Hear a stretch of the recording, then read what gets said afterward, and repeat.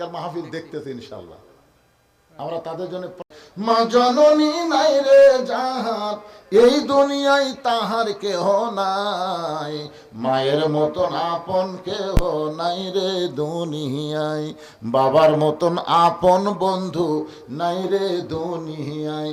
নিজে না খাইয়া বাবা, নিজে না খাইয়া বাবা সন্তানকে খাওয়ায়। সেই বাপ মার জন্য একটা কোরআন শরীফ বাবদ দান করে পারলেন না। আল্লাহর একজন বান্দা কোরআন শরীফ বাবদ 200 টাকা দান করেছে। আল্লাহ এই দানকে কবুল করে দরদের মা বাবার কবরকে জান্নাতের টুকরা কবুল করে দেন। কত টাকা কত পয়সা দুনিয়াতে কত হালে কত দিকে চইলা যায়। আজকে 200 টাকা দান করলে বাবার রুহের মাগফিরাতে একটা কোরআন শরীফ দান করার সব আল্লাহ দিয়ে দিবে। আরেকজন আল্লাহর বান্দা 200 টাকা দান করছে, কোরআন শরীফ বাবা আল্লাহ কবুল করেন। আরেকজন আল্লাহর বান্দা, এটা তো 500 রে বাবা, 500 দিলে মাশাআল্লাহ। আমি চাইছিলাম 200, 500 টাকা করছে দান। আল্লাহ বাবার খবরকে জান্নাতের টুকরা বানায় দেন। এক ছোট মানুষ দাদার জন্য, হ্যাঁ দাদা দাদি নানা নানি তাদের কত আদর পাইছেন আপনি। আজকে তারা অন্ধকার কবরে কিভাবে আছে জানি না, তাদের কবরকে জান্নাতের টুকরা বানানোর জন্য 200 টাকা দিবেন, একটা কোরআন দানের সওয়াব আল্লাহ দান করে দিবে। একজন নানার জন্য 200 টাকা দান করছে, আল্লাহ কোরআন দানের সওয়াব তার নানার কবরে কবুল করো করে কোন আমিন। ডানা থাকা লোকগুলা বলে দান করতেছে না, ওদের কাছে ব্যাগ গেছে, তোরা দিছে, সবাই দিছে ইনশাআল্লাহ। ব্যাগের খবর কি রে? ব্যাগের খবর ভরেনি? এ মা ব্যাগ একটু সামনে নিয়ে আসো তো দেখি তো।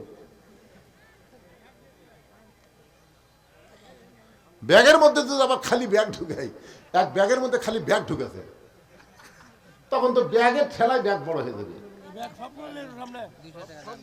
মাশাআল্লাহ 200 না 250 টাকা দান করছে, আল্লাহ কবুল করেন। আল্লাহ সবগুলো মিলে এই কয় টাকা? ও মহিলা আসেনি, যাই হোক আপনারা যা দিচ্ছেন খুশি মতো ইনশাল্লাহ। চাপাচাপি করলে মন খারাপ করে জনগণ। একটু মহব্বতে আল্লাহর জিকির, লা ইলাহা ইল্লাল্লাহ, লা ইলাহা ইল্লাল্লাহ, লা ইলাহা। আল্লাহর জিকির করতে অলসতা লাগতেছে, লা ইলাহা ইল্লাল্লাহ, লা ইলাহা ইল্লাল্লাহু মুহাম্মাদুর রাসূলুল্লাহ সাল্লাল্লাহু আলাইহি সাল্লাম। আমার বাপজান প্রবাসীদের দানের কথা যেভাবে বলছে, জনগণ মনে করছে প্রবাসীরা দিলেই চলবে, দেশের লোকের দেওয়ার দরকার নাই। হ্যাঁ প্রবাসীরা দিচ্ছে, দিবে দিবে। যদি শোনে যে আপনারা দেন নাই, ওরা আরো বাড়ায় দিবে।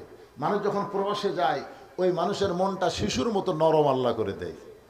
দেশে আছেন তো বুঝতে পারতেছেন না, প্রবাসে টাকা কামাই করা কত কষ্ট। তারপরেও 30,000 টাকাও একজন দান করছে। আমি শুনলাম 6,000 করে দুইজন দিছে, 3,000 করে অনেকে দান করছে, 1500 করে, 20,000 দিছে, 10,000 দিছে। আল্লাহ তাদের এই বিশাল দানকে আল্লাহ কবুল করেন। যেখানেই যিনি আছে আল্লাহ যেন শরীরভাবে সুস্থ রাখে, তাদের কামায়ে যেন আরো বরকত দেয়, জোরে কোন আমিন।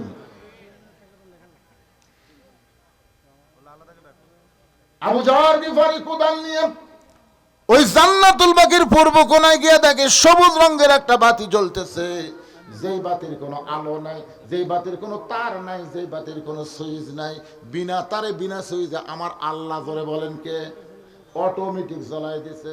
আবু জার গিফারি লক্ষ্য করে দেখে ওই আলোর নিচে গোলাকার হয়ে আলো পড়ে নাই, চার কোনা কবরের মতন আলো পড়েছে। ওই আলোর মধ্যে কোদাল দিয়ে কবর খুঁড়তেছেন। কবর খুঁড়তে খুঁড়তে এক সময় আবু জার গিফারি আবেগে মুখ ফসকে বলে ফেলেছে, কবর তুই কি জানিস না কবর আজকে গভীর রাত্রে কবর খোঁড়ার কারণ কি? যাকে দাফন করা হবে, আল্লাহ নবীর মেয়ে হওয়ার পরেও নবী তাকে মায়ের মতন সম্মান দিয়েছে। কবর খবরদার বেয়াদবি করবি না। আজকে তোর মধ্যে যাকে দাফন করা হবে, তার 2টা সন্তানকে আল্লাহ জান্নাতের যুবকদের সর্দার বানাইছে।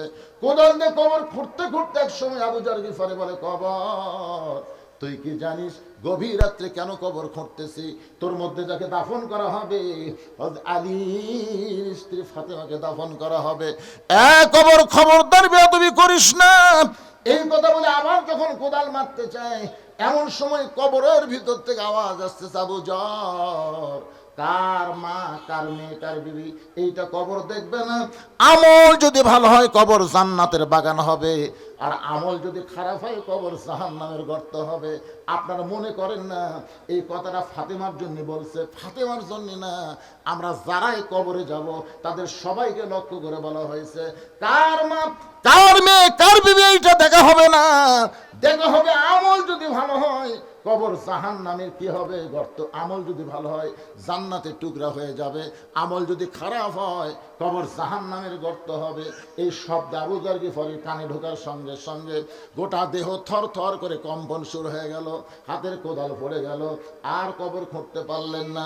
হযরত আলী গভীর রাত্রে ফাতেমার দেহটাকে নিজের কাঁধে করে নিয়ে ওই জান্নাতুল বাকিতে যাওয়ার চায়, কিন্তু ঘরের মধ্যে ঢুইকা দেখে অবাক কাণ্ড, ফাতেমা নিজে নিজেই গোসল করেছে। সুবহানাল্লাহ বলেন। ফাতেমারে কোনো মেয়ে মানুষ গোসল করায় দেয় নাই, নিজের শেষ গোসলটা নিজেই করেছেন। এই কারণেই করেছেন ফাতেমা মেয়েদেরকেও পর্দা করে। ধরে কন্যা সুবহানাল্লাহ। খাদিজাতুল কুবরা বলে, আমার পেট থেকে ফাতেমা যখন জন্ম নিল আমি আশ্চর্য হয়ে গেলাম, আমার প্রসবের কোনো ব্যথাই হলো না। ফাতেমা দুনিয়াতে আসার পরে আমি তাকায় দেখি, আমি মা খাদিজা নিজে আমার মেয়ের দিকে তাকায় দেখি ফাতেমা তার নিজের এই দুইটা হাত দিয়া তার ইজ্জত ঢেকে দুনিয়াতে ভূমিষ্ঠ হয়েছে। আমি মা খাদিজা কোনোদিন ফাতেমার ইজ্জত পর্যন্ত দেখতে পাই নাই। জোরে কন্যা সুবহানাল্লাহ। ফাতেমা নিজে নিজে কাফনের কাপড় পরেছে, নিজে নিজে কাফনের কাপড় পরে মাঝখানে নিজে শুয়ে দুই পাশে দুইটা সন্তানকে বুকে হাত দিয়ে ঘুমাইয়া দিছে।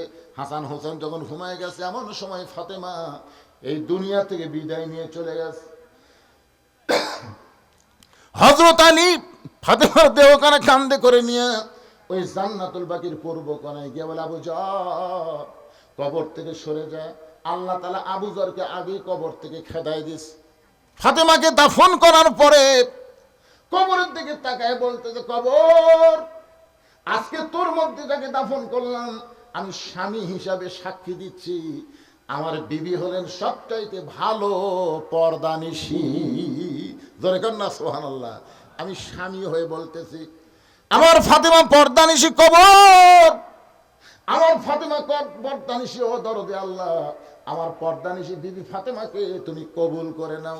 যেই বলেছে কবুল করে নাও, আলী তাকায় দেখে সামনে কয়েকটা পুরাতন কবর দেখা যায়। এইমাত্র ফাতেমার কবর নিজের হাতে দিয়েছে, সেই কবরটার নাই। হযরত আলী আবার লক্ষ্য করে দেখলেন পুরাতন কবর দেখা যায়, নতুন কবর নাই। গোটা জান্নাতুল বাকি দৌড়ায় আর কান্দার বলে, ফাতেমার কবর, ফাতেমার কবর। কে যেন বলতে চালি রে, ফাতেমা পর্দানিশী। আমি আল্লাহ জহুরা ডিগ্রি দিয়া ফাতেমার কবরটাকে কিয়ামত পর্যন্ত পর্দা করে দিয়েছি। আমার মায়েরা যারা পর্দার অন্তরে বসে বসে শুনতেছেন, ওই ফাতেমার সঙ্গে যদি জান্নাতে যাবার চান, আমি মেয়েদেরকে বলতেছি ফাতেমার সিগনেচার ছাড়া একটা মেয়েও জান্নাতে যাওয়ার পারবে না। কারণ ফাতেমা হলো জান্নাতি নারীদের নেত্রী। এখন ফাতেমা তো যাকে তাকে সিগনেচার করবে না, কেবলমাত্র পর্দানিশী নারী যারা হবে তারাই ফাতেমার হাতের সিগনেচার পাবে। মায়েরা যা করছেন করছেন, আজ থেকে শোনার পরে আপনার পর্দার ভিতরে থাকবেন। পুরুষেরা যা করছেন করছেন, ফজরের নামাজ থেকে নামাজ শুরু করবেন। আর কথা কয় না। আপনারা মাগরিব এশার নামাজ কারা কারা পড়েননি হাত তোলেন, এ কথা আমি কমো না, এ কথাই বলবো না। কারণ মাগরিব এশা কারা কারা পড়েননি হাত তুলবার বললে আপনারা শরম পাবেন। কিন্তু আজকের এই ওয়াজ শোনার পরে মরা লাগবে, বাঁচার কোনো বুদ্ধি নেই, যে কোনো সময় যাইতে হবে। এইটা বিশ্বাস করে কারা কারা ফজর পড়বেন না, কারা কারা ফজরের নামাজ পড়বেন না, তারা একটা হাত তোলেন। কোনটি? ওটা ভুল করে ইচ্ছা করে কেউ তুলবে না। তাহলে কি বুঝতেছেন? আজকের মসজিদের উন্নয়ন কল্পে মাহফিল, ফজরের সবাই যদি নামাজ পড়ে, মাহফিল কমিটি ধন্য হয়ে গেছে। এত টাকা খরচ করার পরেও তারা লস হয়নি। কারণ আজকের মাহফিলের কারণে যদি সবাই ফজরের নামাজ আদায় করে, ইনশাআল্লাহ আল্লাহ যদি দেয়, দুনিয়ার কেউ আটকাবার পারবে না। ধরে কোন কথা ঠিক কথা বলেন ভাইজান? হ্যাঁ, কোনো টেনশন নাই। এত আত্মীয় মসজিদ, বড় বড় মসজিদ মানুষের গোপন দানে হচ্ছে। অনেক বড় বড় মসজিদ কিন্তু এরকম ব্যাগের মধ্যে ভিক্ষা করে না, গোপন দানে অনেক বড় মসজিদ হচ্ছে। আল্লাহ তাআলা এই গ্রামের মসজিদকে কিয়ামত পর্যন্ত কবুল করুক। যার নামে মসজিদ আফতাব, আফতাব বিয়ে, ওনার নাম আফতাব। দেখছেন ওনাকে আপনি? আচ্ছা, ওনার নামে আল্লাহর ঘর, আল্লাহ ঘরের ওসিলায় ওনাকেও জান্নাতি কবুল করেন, ওনার পরিবারের সবাইকে কবুল করেন। সকলে বলে আল্লাহুম্মা আমিন। জোরে বলে আল্লাহুম্মা আমিন। আল্লাহুম্মা আনতাস সালাম ওয়া মিনকাস সালাম, তাবারাকতা ইয়া যাল জালালি ওয়াল ইকরাম। আল্লাহ তাআলা আরামের বাড়ি, আরামের ঘুমকে বাদ দিয়ে ল্যাপটসকের মহব্বত কলিজা থেকে বের করে এই জান্নাতের বাগানে বসে বসে কোরআন হাদিস আলোচনা শোনার শেষে আমি গুনাহগারের সঙ্গে রহমতের দরজায় ফকির হয়ে দোকানে হাত তুলেছে। মেহেরবানি করে আজকের মাহফিল আমাদের সকলের হিদায়াতের জন্য, নাজাতের জন্য, জান্নাতের জন্য কবুল করো। এই মাহফিলের শুরু থেকে শেষ পর্যন্ত যত আলোচনা হয়েছে আল্লাহ, এর মধ্যে যদি ত্রুটি হয়, ভুল হয়, মাফ করে দিও। এর যা হাদিয়া মঞ্জুর করো, সোনার মদিনায় নবী পাকের রওজা মুবারকে আল্লাহ কবুল করে নিও। তামাম আম্বিয়া কিরাম, আসহাবে কেরাম, তাবিনী কেরাম, তাবা তাবিনী কেরাম, তামাম পৃথিবীর মাটির নিচে যত মুমিন মুমিনা আছে আল্লাহ, সকলের আরওয়াহ আর হাদিয়া কবুল করো। আমরা যারা হাত তুলেছি, আমাদের জনম দুখনি মা যাদের কবরে গেছে, আমাদের দরদের বাবা আজকে যাদের কবরে রয়েছে আল্লাহ, মেহেরবানি করে মা বাবার কবরকে জান্নাতের টুকরা কবুল করো। আমাদের দাদা দাদি, নানা নানি, আত্মীয় স্বজন, আমাদের আপনজন যারা কবরে গেছে আল্লাহ, কবরবাসীদের মাফ করে দাও আল্লাহ। এই মাঝবাড়ি মন্ডল পাড়া তোমার বান্দা বান্দিরা কত কষ্ট করে মেহনত করে এত সুন্দর একটা আয়োজন করেছে আল্লাহ। তোমার কোরআনের খাতিরে আজকের মাহফিলকে উসিলা করে মাঝবাড়ি মন্ডল পাড়ার উপরে রহমত বরকতের দরজা খুলে দাও। যে ওয়াক্তিয়া মসজিদকে কেন্দ্র করে আজকের এই মাহফিল, এই মসজিদের মহব্বতে নগদে বাগেতে দান করেছে যারা, মসজিদকে কেন্দ্র করে তাদের সকলকেই মাফ করে দাও আল্লাহ। আমাদের মধ্যে আমি সহ যারা অসুস্থ অবস্থায় আছি সবাইকে সুস্থতার নিয়ামত দান করে দাও। বিশেষ করে দেশ নেত্রী বেগম খালেদা জিয়া, পরপর 3 বারের প্রধানমন্ত্রী, মাহবুব গোটা বাংলাদেশের সমস্ত মানুষ তার জন্য দোয়া করতেছে। আমরাও আজকে দোয়া করি আল্লাহ তাকে শাফাআতে কুল্লিয়া দান করে পরিপূর্ণ সুস্থ হয়ে আবার আমাদের কাছে কবুল করে নাও আল্লাহ। তরুণ একটা যুবক ওসমান হাদি আততায়ীর গুলিতে আজকে সে কঠিন বিপদের মধ্যে আছে, আল্লাহত অবস্থায় আছে, অসুস্থ অবস্থায় আছে। আমরা তার জন্য দোয়া করি আল্লাহ তাকে তুমি পুরোপুরি সুস্থ করে আমাদের দিকে ফিরে দাও মাবুদ। কে কোন নিয়ত করে হাত তুলেছে সকলের নেক নিয়ত নেক আশাকে তুমি কবুল করো। আজকের মাহফিলের সম্মানিত সভাপতিকে আল্লাহ তুমি কবুল করো, সভাপতি সহ সভাপতিদের কবুল করো, প্রধান অতিথিকে কবুল করো আল্লাহ। আজকের মাহফিলের বরেণ্য অতিথিদের কবুল করো, প্রধান পৃষ্ঠপোষককে কবুল করো, প্রধান মেহমানকে কবুল করো মাহবুব। বিশেষ অতিথিদের কবুল করো, খাস করে মসজিদ কমিটিকে কবুল করো যার নামে তোমার ঘর আফতাব সাহেব কবরের বাসিন্দা হয়ে গেছে আল্লাহ। তার কবরকে তার পুরো পরিবারের উপরে রহমত আর বরকতের দরজা খুলে দাও আল্লাহ। কে কোন নিয়ত করে হাত তুলেছে আল্লাহ সকলের নেক নিয়তের কাছে কবুল করো। প্রবাসীদের জন্য আমরা প্রাণ খুলে দোয়া করি, যারা অনেক টাকা দান করছে আজকের মাহফিলে দেশে থাকলে শামিল হতো, দূরে থেকে আজকে তারা চোখের পানি বের করে কাঁদতেছে। আর আমাদের জন্য এই মাহফিলের জন্য কত কি তারা করতেছে আল্লাহ। যেখানেই থাক ভালো রেখো, কামায়ে বরকত দিও, বিপদ আপদ মুসিবত থেকে আল্লাহ প্রবাসীদের তুমি খাস করে হেফাজত করো। প্রতি বছর তারা বেশি বেশি যেন এমন দান করতে পারে, এমন ইমানি সত্যি আল্লাহ দান করে দাও। যে বাচ্চাটা টার্গেট লাইন মারতেছে আসলে বাচ্চাটার আল্লাহ তুমি ভালো করে দাও আল্লাহ। কারণ এর জন্মের সমস্যা হওয়ার কারণেই আলেমদের চোখে টার্গেট লাইন মারতেছে আল্লাহ। আমরা দোয়া করি আল্লাহ এই বাচ্চাটা যেভাবেই দুনিয়াতে আসুক তাকে তুমি পুরোপুরি ভালো করে দাও আল্লাহ। আমাদের বাচ্চাগুলো নষ্টের পথে চলে যাচ্ছে আল্লাহ, এই বাচ্চাগুলোকে আমরা নষ্ট হতে দিতে চাই না আল্লাহ। এই বাচ্চাগুলোকে তুমি ভালো করে দাও আল্লাহ। ছোট ছোট বাচ্চারা বোঝে না, না বুঝে আজকে অনেক অকাম কুকাম করে। আল্লাহ এই বাচ্চাগুলোকে ভালো করো। আর বাপ মার জন্য আমরা দোয়া করি, আগামীতে যে বাচ্চাগুলো দুনিয়াতে আসবে বাপ মা যেন ভালো হয় এবং তাদের মাধ্যমে সন্তানগুলো ভালো সন্তান যেন আমরা পাই। আল্লাহ তুমি কবুল করো।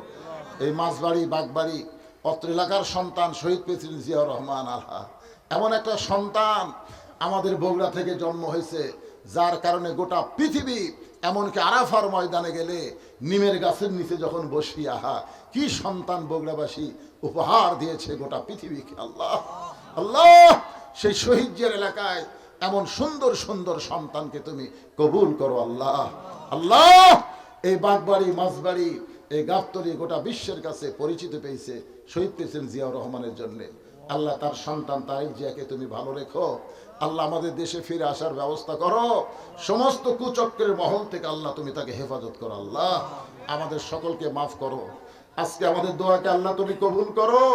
যেদিন আমাদের মৃত্যু হবে দিনটা যেন জুমার দিন হয়, মাসটা যেন রমজান মাস হয়, ইমানের সাথে ইজ্জতের সাথে এই দুনিয়া থেকে বিদায় নেওয়ার কালে আমাদের জবানে জারি করে দিও লা ইলাহা ইল্লাল্লাহু মুহাম্মাদুর রাসূলুল্লাহ